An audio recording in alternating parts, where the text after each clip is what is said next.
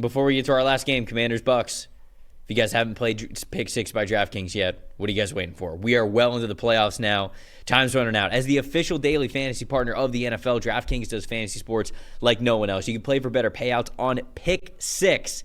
Super easy to get started. You select 2 or more players, choose if they will have more or less of a single stat. Could be touchdowns, rushing yards, sacks, whatever it is. Pick 6 is available in most states: California, Texas, Missouri, Georgia, so many more. And they're making it even sweeter for first-time users, too. New Pick 6 customers, if you play just $5, you get 50 in Pick 6 credits. We got some fun matchups coming up next week. Ravens-Bills is a huge one, right? When we're talking about, all right, well, the Ravens, they've dominated on the ground. If you look at Derrick Henry's numbers, whatever his rushing yard total is, and you say, all right, well, I actually think the Buffalo Bills are going to hold up better than that. So you go, all right, well, I'm going to pick less of that. Or if you go to Buffalo's side of things and you talk about how diverse their passing attack has been, or just James Cook coming off a 100-yard game. If you think he's going to have a repeat performance against the Baltimore Ravens, check out the stats. Say more or less of that. But there's so many different matchups that we have, even in just the playoff games that are coming up next week. You can win more cash on Pick 6. Download the DraftKings Pick 6 app now. Use the promo code PFF. That's promo code PFF for new customers to play just $5 and get 50 in Pick 6 credits. Only on DraftKings Pick 6. The crown is yours. If you've got a gambling problem, call 1-800-GAMBLER. Help is available for problems with gambling. Call 888-789-7777 or visit ccpg.org in Connecticut. Must be 18 plus. Age and eligibility varies by jurisdiction. Pick 6 not available everywhere, including New York and Ontario. Void where prohibited. 1 per new customer. Bonuses awarded as non-withdrawable Pick 6 credits that expire in 30 days. Limited time offer. See terms at pick6.draftkings.com/promos. As much as it pains me, the Commanders and the Tampa Bay Buccaneers, Washington wins this game on a last-second field goal, 23-20. This game was a blast. This game was so much fun. It was exhilarating throughout, and I absolutely hated it. It was stressful. I don't get to be a fan very often. Just being in this job, we cover everything very analytically. We cover it from a more unbiased perspective. We try to tell you exactly why something is happening. But I'm from just south of Tampa. And so when the playoffs come around, I feel like I can allow myself to be a little bit more of a fan. This game was a lot of fun, but I felt stresses that I haven't felt in a long, long time, which is obviously a lot of fun of watching these games. It makes you very passionate about it and how these teams can get better, what went well, what didn't. But kudos to the Washington Commanders. Dan Quinn is somebody who I have been saying should deserve a second chance as a head coach, and I've been waiting for the last couple of years for that to be the case. I think he landed in a great spot with Washington with a great rookie quarterback, which we're going to get into in a second. So congrats to Washington on that. Their top 5 graded players here in this game: wide receiver Terry McLaurin an 88.9, wide receiver Diami Brown with an 80.2, linebacker Bobby Wagner a 76.7, safety Jeremy Chin with a 74.9, and then linebacker Frankie Luvu a 73.3. Jayden Daniels in this one a 76.7. Wasn't perfect, but hey, his first playoff game, he got the win, and he certainly had some big moments. On the other side of things for Tampa Bay, wide receiver Mike Evans caps off an incredible season, honestly, coming back from that hamstring injury and looking phenomenal down the stretch. A 91.8 at the top of this list. Defensive tackle Greg Gaines next to Vita Vea with a 90.5. Edge rusher Yaya Diaby with a 76.8. Running back Bucky Irving caps off an incredible rookie season for him with a 74.7, and then cornerback Tyke Smith, another rookie, with a 72.7. Baker Mayfield in this one a 68.3.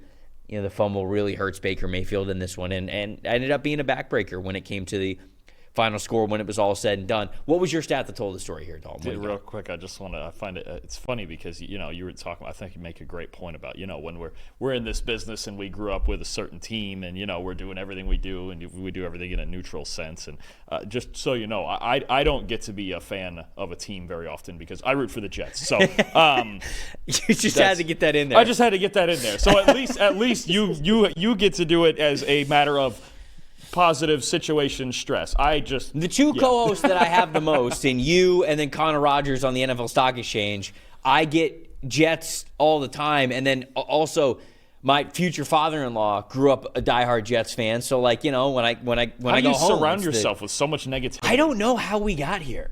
You stay so positive despite all of our influence. But genuinely, when the Jets eventually do well at some point, because it is coming, I know you're not going to admit that it's coming, but it is coming at some point. When the Jets do well and make it back to the AFC Championship or even a Super Bowl, we're going to be unhinged. It's going to be insane. Yeah. I mean, my whole life is just going to be a megaphone of Jets just fandom, and it's just going to be wild. So I can't wait for that day. But anyways, Statham told the story here with the Commanders and the Bucs. Anyway, former Jets head coach Todd Bowles. Okay.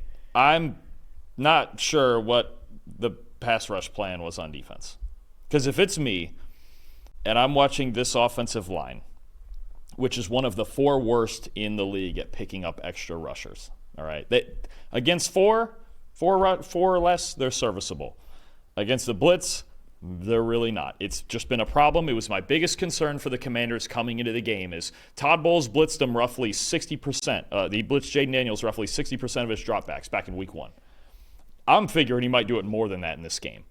And it just felt like in the biggest moments of the game, that's when he only sent 4 and he was sitting back in coverage with a struggling secondary and giving Jayden so much time to work with, okay? And to me, there's a lot of it that was backwards.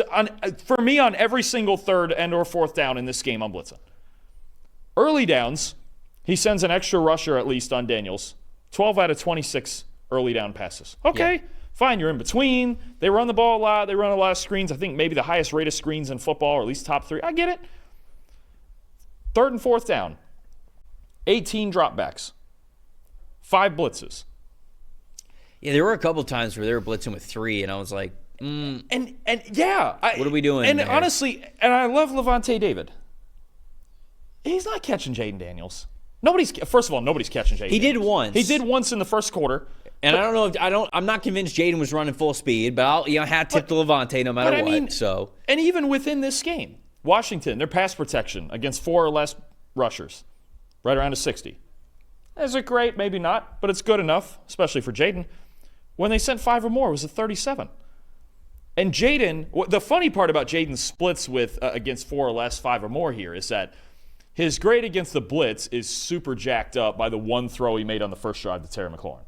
Outside of that, you could tell it was rushed, it was off his back foot, it wasn't as accurate as we're used to seeing him.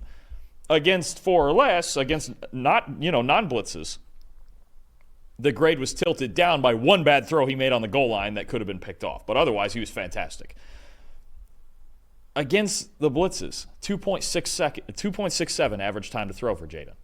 Not as much time, rush and throws. It's not the deepest receiving core. These guys don't always get open the quickest, right? They have McLaurin, he's great. Ertz has been all right, but the rest of we need another receiver in the offseason.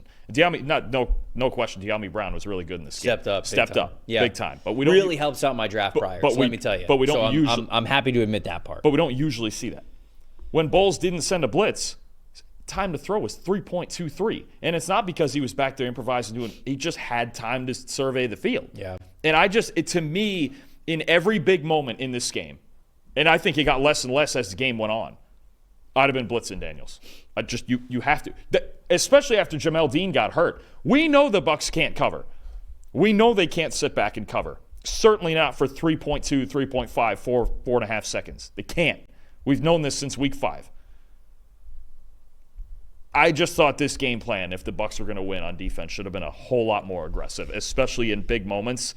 And I think it was all of the moments when Todd Bowles laid off the gas. And I know the final pass play to Eckler out in the flat was against a blitz, but Yaya Diaby was actually a fingernail away from tipping that ball down.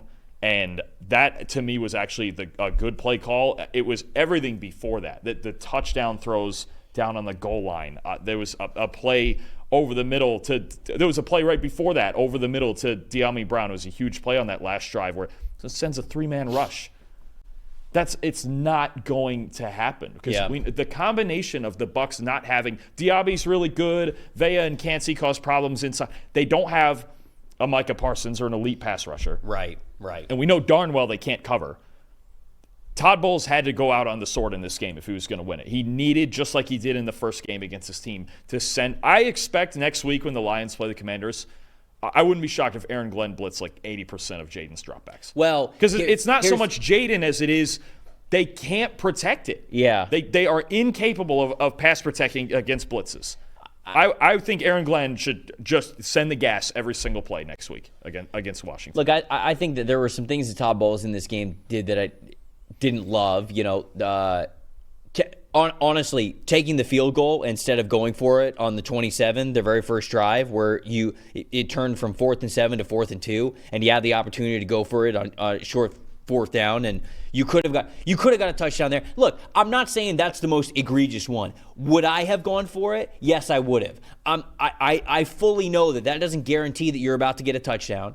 It means that you're at least hopefully making an easier field goal no matter what, and you just made the one that you just kicked. I understand there was a little bit of wind. Again, I would have gone for it there. He didn't. I understand that. You end up losing this game by 3 points. If you score a touchdown there, that's 4 points. I understand that the game script could have been a little bit different. Flip side, Washington did also miss a couple of fourth down opportunities of their own, and I thought on their first drive of the game maybe they should have kicked that one. Well, okay, but it's a back, especially early in the game. There's always those a risk. Are weird. I'm not going to sit here and say that it's egregious that he didn't go for that fourth down. Again, I would have gone for it. I would have taken the points off the board because I would have gone for it on 4th and 2 because I would have trusted my team to be able to pick up the 2 yards and perhaps get a touchdown, especially for how Baker Mayfield played in this game, how Baker Mayfield has played over the last 2 weeks. Again, I would have gone for it. Don't hate it. The timeout management, I think, once again, sucked. So I will criticize him there. It's hard for me to criticize how he played this game as a defensive mind. In hindsight, did it work well enough to win the football game? No, it didn't. So I do understand where you're coming from. The issue of the context with the Buccaneers is they do not have a pass rusher who can get home. They don't. If Kalijah Kancey doesn't get home, nobody does. And in fact, Kalijah did get home on that last play that meant everything. And the short arm length ended up showing up because he couldn't wrap Jayden Daniels up. Jayden was able to very calmly, very confidently, very poised, which has been unbelievable, pick up the first down to get them in an opportunity to kick the field goal to win the game. Antoine Winfield Jr. was back from this game from missing a couple during injury. He's been beat up all year long. They have really struggled in coverage. So they were playing Antoine Winfield Jr. away from the ball at free safety. So he really is very, very quiet all game long. But he was because they played him at free safety because they knew they had to have him back there at free safety. Which is the right move. Which again, totally. I think is the right move. So you could say you gotta have him a little bit closer to guard Jayden and defend the run a little bit better. But I think that was the right move. And then the ultimate one is Jamel Dean gets hurt. Is Jamel Dean the best, most consistent corner in the NFL? No. Is he a hell of a lot more consistent than Josh Hayes, who I don't want to get on Josh Hayes too much. He's on the team to play special teams. He is the leading tackler that they have on special teams. That is why he is on the roster. And because of multiple injuries, now he is thrust into playing against Terry McLaurin and Diami Brown having a career day. No, it's rough. There's nothing you could do there. At the end of it all, you're right. Because they blitzed on one play in particular where they played cover 3 and they blitzed. So they were like, okay, let's just try to play off cover 3 coverage and let's try to get home. And they did, and Hayes gets beat for the first down by McLaurin. Well, you're not going to win every single battle. But you know what I'm saying? That's hard for me. You're not going to win 100% of the battles. That's for sure. If Terry McLaurin's on a special teamer, that's going to happen here and there. But more often than not, to me, they were winning those battles when they were blitzing. Right. I think even if Jayden complete, because that's probably other than the first McLaurin catch when he was press man on Dean, and that's what it goes to me. On late downs, okay, on that very first drive of the game, they blitzed on 3 out of 5 plays on late downs. Okay. The Terry McLaurin go ball, press man against Jamel Dean. What a throw. What a throw, what a catch, what an everything. I mean, Dean was beat by maybe 6 inches. That one throw, though, it feels like it made Todd Bowles pull back. A little bit. And I'm not about it. I get it. They made one fantastic play. You can't. The rest of the game, they only sent 3 late down blitzes. The rest of the game after the first drive. I wonder if he would have been a little bit more aggressive if Dean doesn't get hurt. Maybe not though. Because I don't think so. Because he took his foot off the gas a little bit when Dean was still out there. So I agree with you. But I wonder if down the stretch, if Dean's still out there, do we get at least a couple more of those? And also, is he a little bit more aggressive? That was the only deep ball Jayden completed all night. I know, but that will strike fear in you. When a rookie quarterback on the road hits that throw in the first quarter. You can't let this Washington team then sit back and just pick you apart first down. Because that's what they are. They pick you apart a little at a time. They're not for as great as Jayden is, they're not aired out vertical 20-yard, 30-yard go balls all the time like that.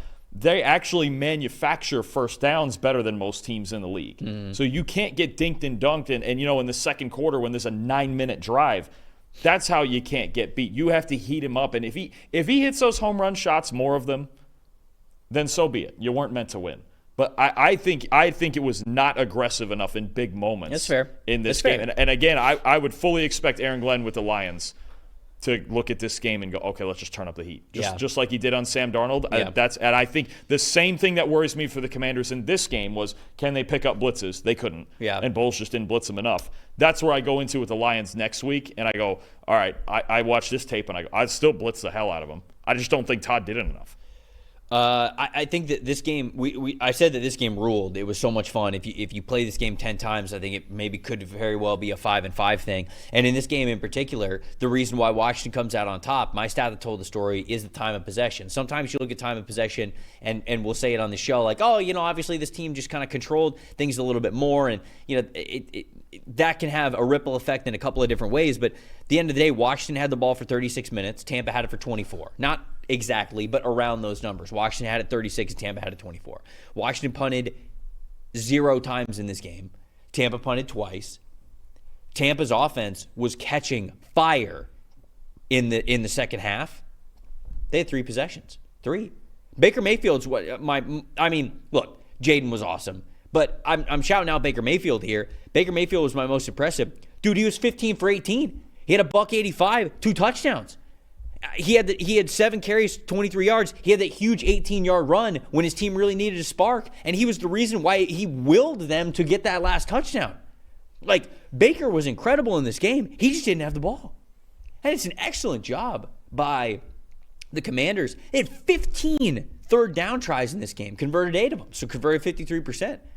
So it's a hat off to Cliff Kingsbury and to Jayden Daniels and just how well this offense was able to play, because they were in a lot of third down situations, but they were in third and manageable. It was always 3rd and 3, 3rd and 4, and then you're terrified. The whole playbook's open. You can do whatever you want at that point. And they were able to convert a lot of that. So to me, it just simply came down to Washington in this iteration of this matchup between these two teams had the ball more, didn't punt, and that was it. If you give Tampa another possession in this game, I think they at least score a field goal. And I think we would have gone back and forth with these two teams for as long as we possibly could. Until there was one more big mistake. Because they were both playing at a fantastic level. But to me, that is just the stat that told the story, along with my most impressive of Baker Mayfield. Baker, look, after the game was over, he took blame for that botched snap with Graham Barton. I'm pretty sure that was a Graham Barton mistake. And Graham even said after the game, he's like... The 3rd and inches one? Or the jet the sweep one where he snapped it early. Then it was... The 3rd and inch is the second one, yeah. Yes. So the one where he snapped it early. But then obviously you had the fumble as well, where, okay, you get a massive 4th down stand, and then you fumble the football right back to him. It's just I think maybe Mayfield was talking about the 3rd and inches one, and Graham Barton on the one that was... the early snap, he was talking about that one was my fault. So it was just those little mistakes there that the Commanders did not make that was the margin for this game. Your most impressive, and then we'll do most disappointing. Yeah, I think for a long time it's been said in Washington, boy, what would Terry McLaurin look like with a stable quarterback? Well, this is what this is what he would look like. He looks like he would be the best player on the field in a postseason game. I mean, 7 catches, 89 yards, a touchdown. There was a 25-yard reception that got negated by an illegal man downfield penalty to run the RPO slant and all that. 88.1 receiving grade. I mean, when in doubt, it's going to be Jayden and it's going to be Terry McLaurin. And they're going to ride that as far as it gets them. And I think, maybe the Lions have some sort of bracket plan for McLaurin or what, because he's that darn good. He's one of the elite receivers in football. And this year, another spectacular game from a great player who's had a great season. And I think he showed up, especially, you mentioned, well, first, burning Jamel Dean on that first deep ball in the first quarter. That was big time. Yep. And then just, the touchdown that put him back ahead at 20-17, it's just he's their guy, right? He's the guy. I think they do need another one. They need more depth. They need more weapons, linemen, all that stuff. But no question, when the game is on the line, Jayden Daniels is going to drop back, and if he doesn't run, he's going to look for number 17 first and foremost. He was terrific. And on the other side, too, you mentioned Mike Evans. Well, how about 2 number 1 receivers just getting after it in this game? Yep. Just both of them so good. Yep. My most disappointing was just the Jamel Dean injury, because I wonder if this game's a little bit different down the stretch for Tampa, obviously, Commanders fans are happy about how it went, so I'm not trying to take anything away from you. But anytime a major difference-making player gets hurt in a playoff game, it sucks. And because you want to see both of these teams playing at their best. And Jamel Dean's injury, now he went into this game questionable with a knee injury, and he tweaks the knee and he goes out of the game. The drop-off between his talent level versus Hayes coming in was so vast, and we saw that on the Diami Brown touchdown and some other plays as well. Ends up giving up 2 first downs, a touchdown, the 3 targets that were at him, 3 catches, 31 yards total. So that's just disappointing anytime a contributing player goes out like that. So to me, that was a disappointing part of this game. Agreed. Most disappointing for me, another corner who came into this game probably shaky with his health and tried to give it a go and struggled. If the Commanders are going to have any shot in Detroit next week, they need the real Marshawn Lattimore. Mike got him. We mentioned Evans versus Lattimore. We were looking forward to that. Yeah, and Evans won by knockout. That's for darn sure. Good Lord. Lattimore gave up 6. I didn't think it would be like that. You just wonder if he's not 100%. It's been a hamstring issues for weeks and weeks on end, and I wonder if he got out there because it's a playoff game. 6 catches, 84 yards, a touchdown to Evans, a 25.9 coverage grade. It just didn't look right. Yeah. And you wonder early on next week, if he's not 100% and he doesn't look right early next week against Detroit, you just wonder if maybe they just go back to the usual rotation they had before of St. Ristil and St. Just and those other guys. But Evans won this round by knockout, which is, well, probably appropriate to say for these two. But you know how I think you were expecting a heated battle, but certainly Mike Evans got the better of this one. I'm so excited to watch Jayden go into Detroit next week. He won't. I will tell you this: watching enough games of Jayden in the SEC, of Jayden here this year with Washington, winning all these games, he won't be afraid in there. No, he won't. Certainly And that's why I'm excited, because the thing that has made me the most excited about Jayden this entire season is that the moments have never looked too big for him. Has he always been perfect and always executed exactly the way that he's needed to? No. But certainly for his standard as a rookie and just overall as a talent, you have so much faith in what this guy could be moving forward. So I'm not going to be picking the Commanders next week, but you better believe I'm going to be watching this one as closely as possible, because he's a special player. I've never seen him go down easy. And I even think there were some hesitant moments that he had against Tampa that he will not have next week. That he was like, all right, first playoff game. Even Jayden, a supremely confident player, is like, what was it? It wasn't the Zach Ertz like front pylon route when they were right by the goal line, and like Levante David played it well, but if you're really looking at it, you go, he could have fired that at Zach Ertz and probably could have still scored a touchdown, and he hesitates. He's like, I don't want to. Yeah, it was a tight window. And it was a tight window throw. But, like, again, he goes to Detroit next week.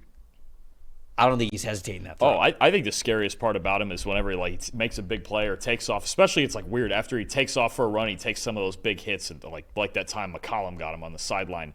And he just gets up with this big old grin on his face. And I'm like, he's just playing around out here, isn't he? He just knows how darn good he is. Even if, you'd like to see him not take some of those giant shots, because he took a couple of them. Yes, bleeding down his face in the middle of the game and all that. But no, just toughness and cool under pressure. Everything you could want in a quarterback, that's what he's been for them. Thanks for watching, everybody. Make sure you like and subscribe the video. And if you don't have a PFF Plus subscription, you can get one to see all the premium stats that we talked about here on the show, plus the expert betting and fantasy advice over at subscribe.pff.com. The description is also right below, so if you are not a PFF Plus subscriber, you become one today.